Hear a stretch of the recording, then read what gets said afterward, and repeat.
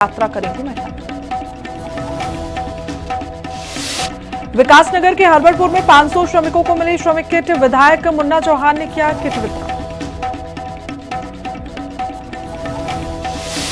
UPCL कर्मचारियों को मिलेगी डिजिटल एचआर सुविधा। ऑफिस के चक्कर खत्म, अब सीधे कर्मचारियों तक पहुंचेगी एचआर सेवा। देहरादून में आयुष सेतु पोर्टल का शुभारंभ किया गया। आयुष मंत्री मदन कौशिक ने किया पोर्टल का उद्घाटन। आयुष सेवाओं को डिजिटल बनाने की बड़ी पहल। उत्तराखंड में फिर भारी बारिश का अलर्ट जारी किया गया। देहरादून समेत 7 जिलों में भारी बारिश का येलो अलर्ट। मौसम विभाग की चेतावनी, नदी नालों से रहें दूर।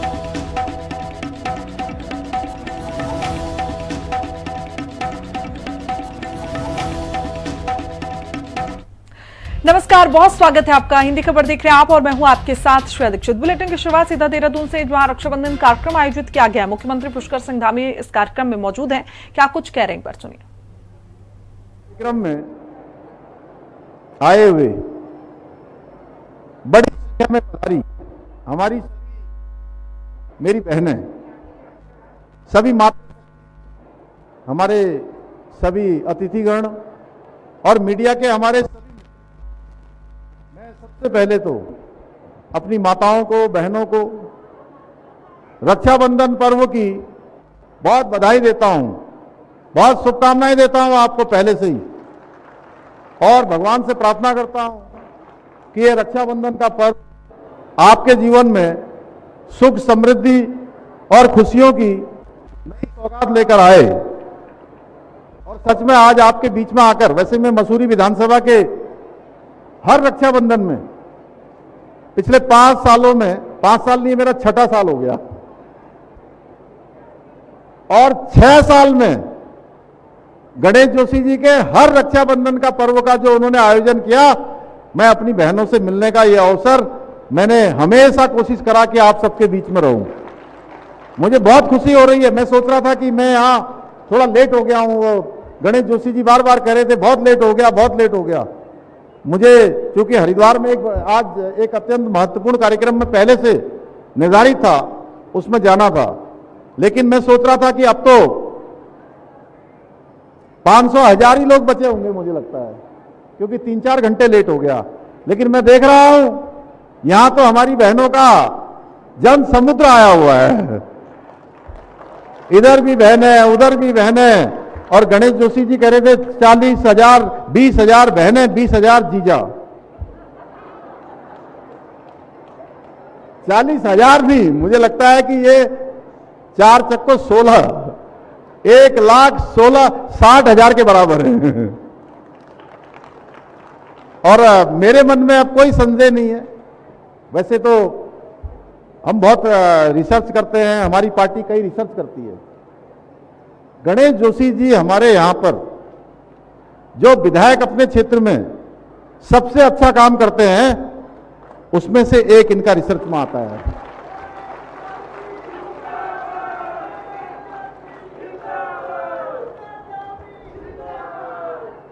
और जो रिसर्च थी वो तो रिसर्च थी, लेकिन आप लोगों ने तो मेरा सारा संदेह समाप्त कर दिया।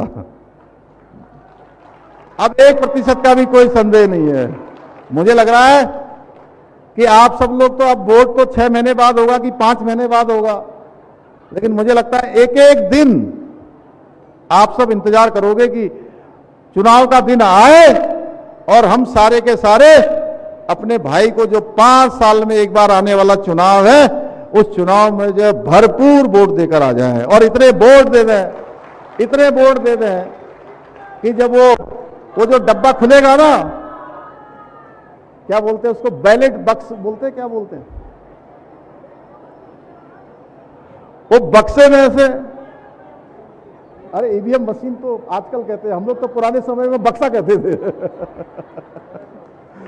हमारे समय में जब हम छोटे थे तो बक्सा कहते थे। वोटों का बक्सा। तो अब वोटों की बक्से की जगह ईवीएम हो गया। वो ईवीएम जब खुलेगा, उसमें से कमल ही कमल, कमल ही कमल, कमल ही कमल निकलेगा, और इतने कमल की लड़ियां ही लड़ियां, कमल की झड़ियां ही झड़ियां लग जाएंगी, और दीपावली का त्योहार हो जाएगा। और ये जो त्योहार है, ये हमको परस्पर एक दूसरे के प्रति और प्रेम और भाई बहन का पवित्र रिश्ता मजबूत करने का त्योहार है।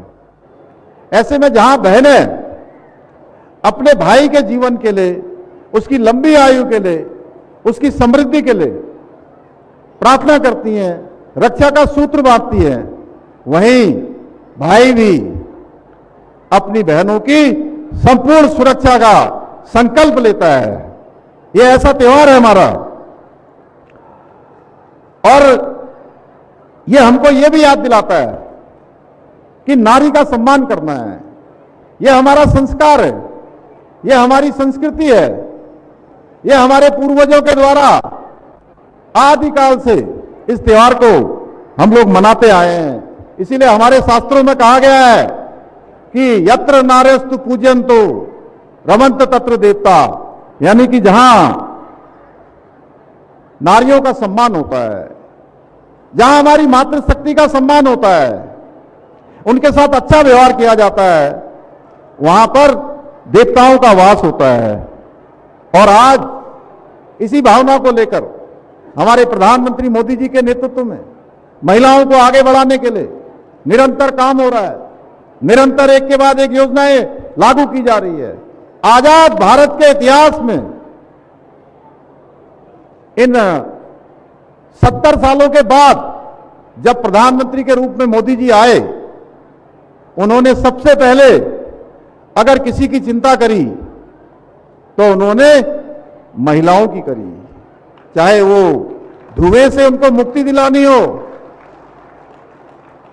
चाहे घर घर में इज्जत घर बनाने हो, स्वच्छ भारत अभियान चलाना हो, बेटी को पढ़ाना, बेटी को बचाना, ऐसा अभियान चलाना हो, नारी तू नारायणी इस मंत्र के साथ काम करना शुरू किया।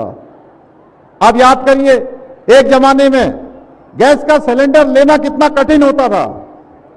मुझे याद है, आप सब में से भी बहुत सारे लोगों को पता होगा, जिन्होंने उस समय देखा होगा, आज से 25 साल पहले, 20 साल पहले, या मोदी जी के प्रधानमंत्री बनने से पहले, बहन जी, गैस का सिलेंडर लेने के लिए एमपी का कोटा लगाना पड़ता था। आगे बढ़ रहे बात हरिद्वार की, जहां वन नेशन वन इलेक्शन संत समागम कार्यक्रम का आयोजन हुआ है और इस कार्यक्रम में संतों ने एक सुर में एक देश एक चुनाव का पूरा समर्थन किया। कार्यक्रम में केंद्रीय कृषि मंत्री शिवराज सिंह चौहान ने कहा कि बार बार चुनाव होने से देश का धन बर्बाद होता है। मुख्यमंत्री पुष्कर सिंह धामी ने भी संतों के फैसले का स्वागत किया और कहा कि संतों के आशीर्वाद से ये प्रस्ताव जल्द ही पास होगा। अब संत इस संकल्प को जनता तक लेकर जाएंगे। सभी लोगों से निवेदन है, एक बार फोटो ले लें और कई सभाओं में हमें शांत रहने का अवसर मिला और जिन्होंने सबसे बड़ा कार्य किया, असंभव को संभव। देवभूमि दिव्य भूमि हरिद्वार की इस पवित्र धरा पर अवधूत मंडल में सभी श्रद्धेय श्रेष्ठ संतजन एकत्रित हुए और एक राष्ट्र एक चुनाव, 5 साल में लोकसभा और विधानसभा के चुनाव एक साथ होना चाहिए, इसका उन्होंने संकल्प लिया और संपूर्ण राष्ट्र में जनता के बीच इस संदेश को पहुंचाएंगे, ये निर्णय भी किया।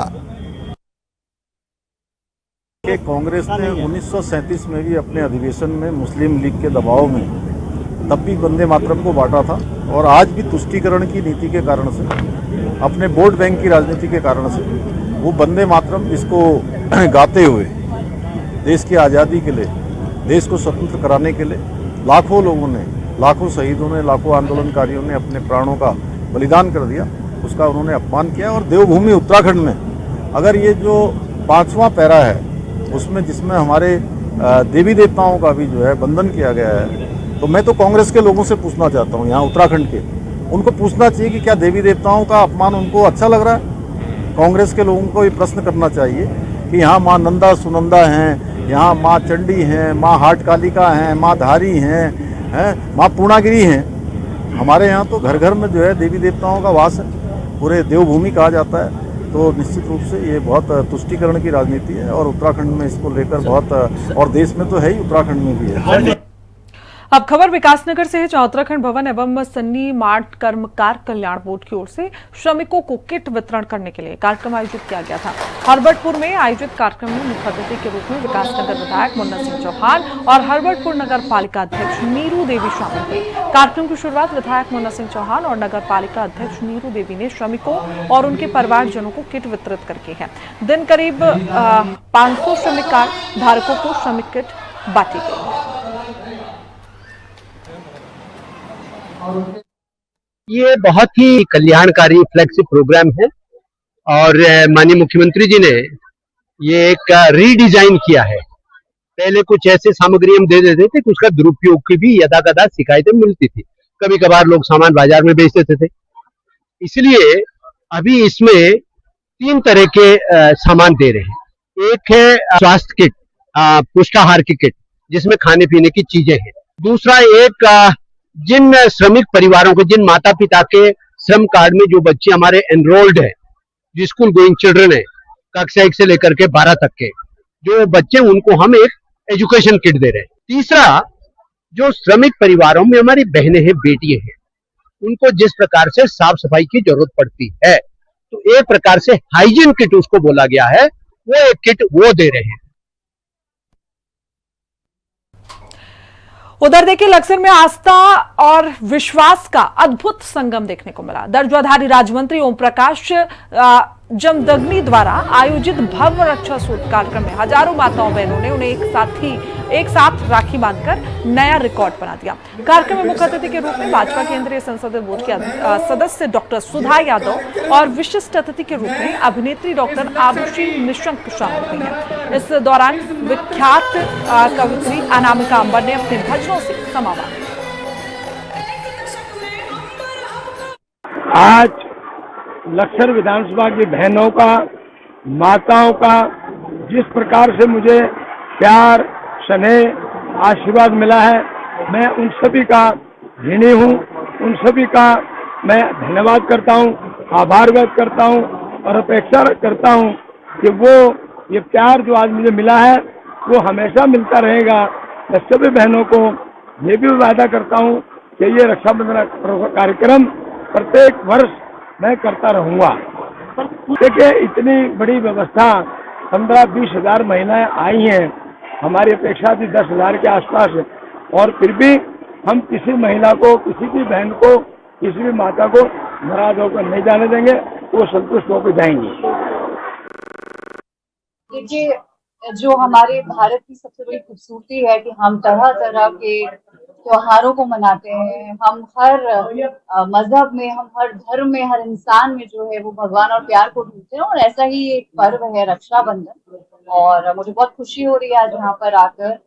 जमदग्नि जी के लिए इतना जो है वो सैलाब उमड़ा है माताओं और बहनों का, वो देख के बड़ा अच्छा लग रहा है। और मुझे लगता है कि माताएं बहनें अपना विश्वास दिखाने के लिए भी उनको यहाँ पर आई हैं। और रक्षाबंधन तो है ही हमारा त्योहार जो है वो एक विश्वास का, ये विश्वास है कि अगर आपको हमने राखी बांधी है तो आप हमारी रक्षा करेंगे और देश की रक्षा करेंगे। और मुझे लगता है कि इस समय से ज्यादा खूबसूरत बातें कहने का नहीं होगा। इस समय में देश को बहुत ही ज्यादा अच्छी सशक्त जो है वो हमारे भाइयों की भी जरूरत है।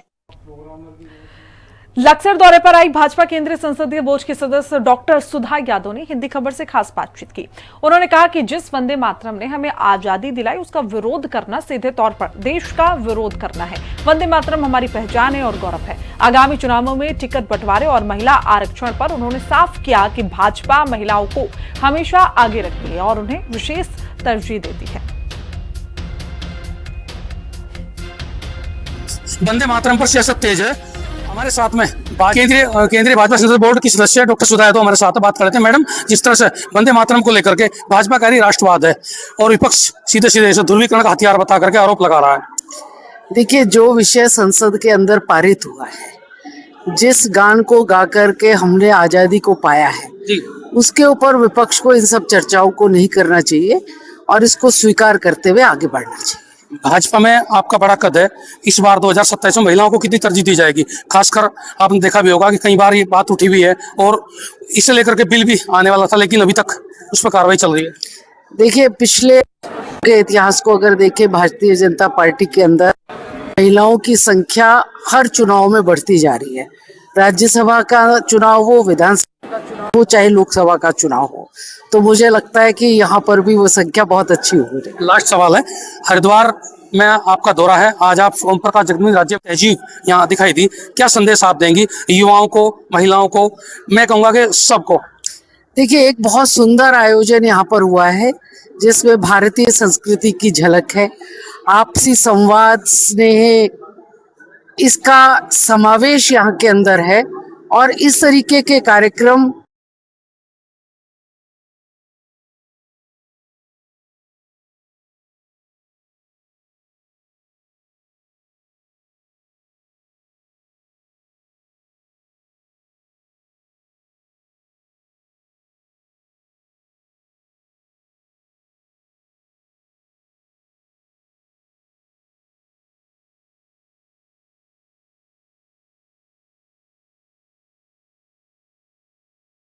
आरोप लगाए या सवाल उठाए या उसे गाने से इनकार करे तो वो राष्ट्रवाद नहीं हो सकता है। उन्होंने कहा कि इस पूरे मसले पर राजनीति को छोड़ करके उसका अनुकरण करना चाहिए और अब तो वैसे भी इसने कानूनी शक्ल ले ली है। जसवीर सिंह, हिंदी खबर, लक्सर।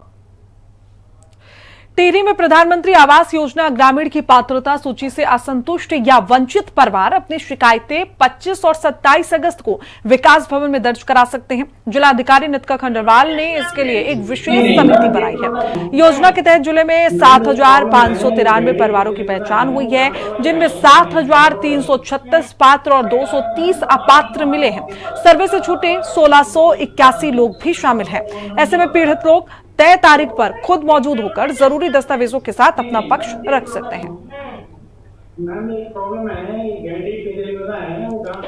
तो वहीं उत्तराखंड के 60 पहाड़ी गांवों में वन विभाग की मंजूरी न मिलने से बिजली की लाइन नहीं बिछ पाई है।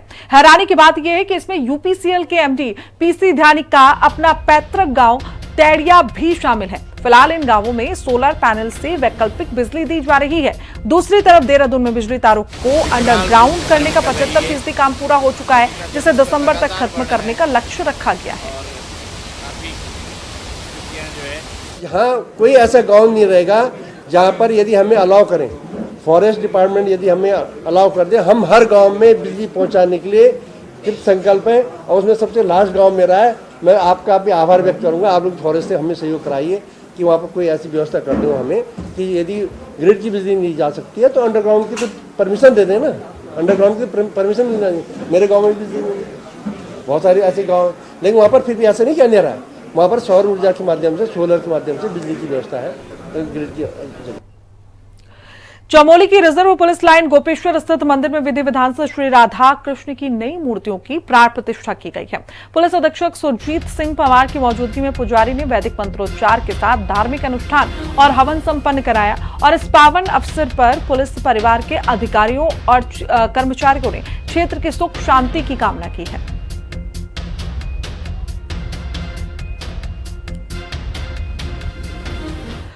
टिहरी लोकसभा क्षेत्र की सांसद माला राज्य लक्ष्मी शाह की जन्मदिन के अवसर पर भाजपा कार्यकर्ताओं ने जिला अस्पताल में मरीजों को फल वितरित किए और नई टिहरी मंडल अध्यक्ष विजय कठैत के नेतृत्व में आयोजित इस कार्यक्रम में कार्यकर्ताओं ने भगवान बद्री विशाल से सांसद की दीर्घायु की कामना की है और इस दौरान पूर्व जिला महामंत्री गोविंद रावत सहित भारी संख्या में भाजपा के जो पदाधिकारी हैं और वरिष्ठ कार्यकर्ता इस कार्यक्रम का हिस्सा बने।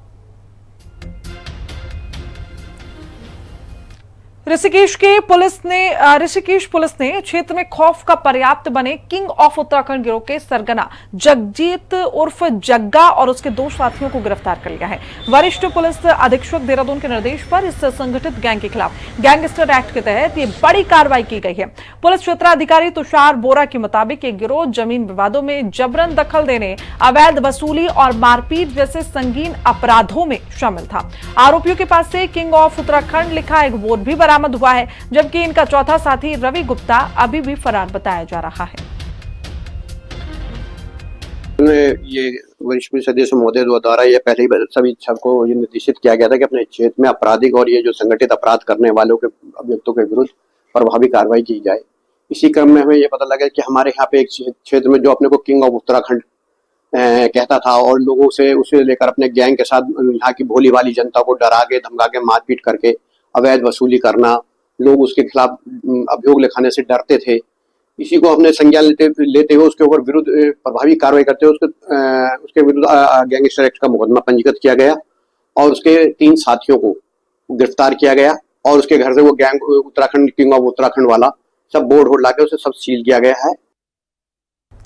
मसूरी देहरादून मार्ग पर पानी वाला बैंड के पास भारी लैंडस्लाइड हुआ और इस भूस्खलन के कारण सड़क का एक बड़ा हिस्सा धंस गया, जिससे यातायात बुरी तरीके से प्रभावित नजर आया। सुरक्षा को देखते हुए प्रशासन ने भारी वाहनों की आवाजाही पर पूरी तरीके से रोक लगा दी है। हालांकि छोटे वाहनों के लिए आधा रास्ता खोल दिया गया है और साथ ही मौके पर सुरक्षा बल तैनात है।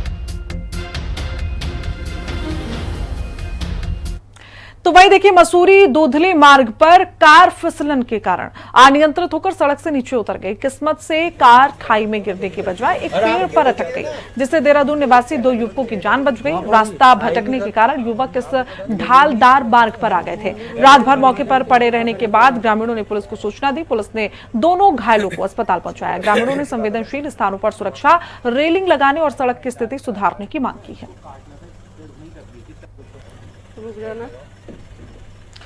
वही देखिए, ऋषिकेश में एम्स के पास शिवाजी नगर तिराहे पर लगातार 0 जोन के उल्लंघन से नाराज स्थानीय लोगों ने नगर निगम के खिलाफ प्रदर्शन किया है। लोगों ने शिवाजी नगर के मुख्य गेट पर नगर निगम के खिलाफ नारेबाजी करते हुए अपना विरोध जताया। स्थानीय लोगों का आरोप है कि नगर निगम ने वोट बैठक में प्रस्ताव पास कर शिवाजी नगर तिराहे को 0 जोन घोषित किया था, लेकिन इसके बावजूद नियमों का पालन नहीं कराया जा रहा है। 0 जोन हुए कई महीने हो गए हैं और ये हमारे दोनों जो पार्षद हैं ये बात के क्षेत्रों के सुरेंद्र नेगी जी और अभिनव मलिक की, उनके प्रयास से हुआ था जब ये नगर निगम में अभी नए चुनाव हुए थे। तो ये 50 मीटर जो 0 जोन हुआ था इस पुलिया से दोनों ओर का था। उस दिन तो इसमें सख्ताई हुई थी, मगर उसके बाद नगर निगम ने ध्यान देना बंद कर दिया। कई बार यहाँ पे स्कूल के बच्चों का जब टाइम होता है, बसें आती है, तो उसमें यहाँ पे लंबा जाम लग जाता है। कई बार हम पुलिस को भी बोलते हैं, पर ये मुख्य रूप से जो मेन इसका जिम्मेदारी है नगर निगम की है। पुलिस की लॉ एंड ऑर्डर की होती है, पुलिस बाद में आती है, पहले नगर निगम का है। नगर निगम की जैसी गाड़ी आती है उससे पहले इनको सूचना मिल जाती है, ये चौराहे खाली कर देते हैं। सर मामला ये है कि विगत महीने में ये 0 जोन की घोषणा जो करी थी, 0 जोन की घोषणा ये नगर निगम में एक प्रस्ताव रखा गया था जो बोर्ड बैठक में कि कम से कम 50 से 60 मीटर की 0 जोन की घोषणा हुई थी। आज लगभग 1 वर्ष पूरा होने वाला है, अभी तक किसी भी तरह से नगर निगम ने कोई प्रतिक्रिया नहीं करी है। आप देख सकते हैं रोज यहाँ पे माताएं बहनें जाती हैं, परेशान रहती हैं, ट्रैफिक हमेशा जाम रहता है। हम सिर्फ इतना नगर निगम से चाहते हैं जो आपने अपनी घोषणा करी थी वो अतिशीघ्र पूर्ण करी जाए, वरना यहाँ पे शिवाजी नगर के क्षेत्र की जनता के द्वारा एक उचित कार्रवाई करके एक आंदोलन किया जाएगा। नैनीताल जिले में गरीबों के हक के सरकारी राशन में धांधली और मिलावट का मामला सामने आया है। सरकारी गोदामों से राशन की दुकानों तक पहुंचने वाले गेहूं और चावल की गुणवत्ता को लेकर लगातार मिल रही शिकायतों के बाद जिला प्रशासन ने सख्त रुख अपनाया है। जिला अधिकारी ललित मोहन रयाल के निर्देश पर प्रशासन की ओर से अचानक छापेमारी और जांच की कार्रवाई की गई। जांच के दौरान सरकारी राशन के चावल के 2 सैंपल फेल पाए गए।